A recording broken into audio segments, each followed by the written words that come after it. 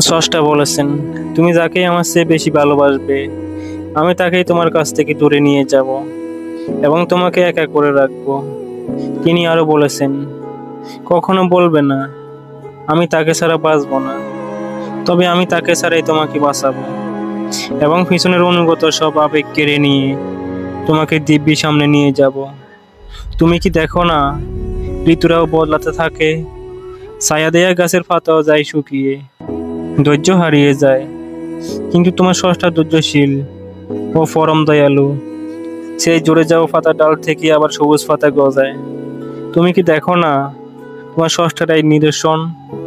যে মানুষটাকে তুমি নিজের অংশ ভাবতে, সেই মানুষটাই একদিন অচেনা হয়ে যায়, তোমার মন ভেঙে যায়, এমনকি তোমার বন্ধুও শত্রুতে পরিণত হয় এবং শত্রুও খানিক সময় পরে পরিণত হয় বন্ধুতে। যে মানুষটাকে নিজের জীবনের চেয়ে বেশি ভালোবাসতে, সেও প্রতারণা করে। তবে তুমি কেন স্রষ্টা বিমুখ হয়ে মানুষকে ভরসা করো? অদ্ভুত এই পৃথিবী। যখন তুমি ভাবো এটা হবে না কখনো, কিন্তু পরক্ষণে সেটাই হয়। সেটাই হবার নয় কি? তুমি বলো আমি পড়বো না, অথচ তুমি পড়ো।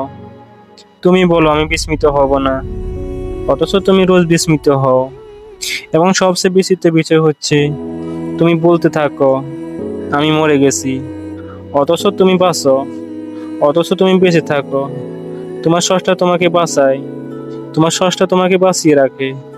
তো ভিডিওটি কেমন লাগলো অবশ্যই কমেন্ট করে জানাবেন, আর আমাদের চ্যানেলে নতুন হয়ে থাকলে অবশ্যই সাবস্ক্রাইব করে পাশে থাকবেন। ধন্যবাদ।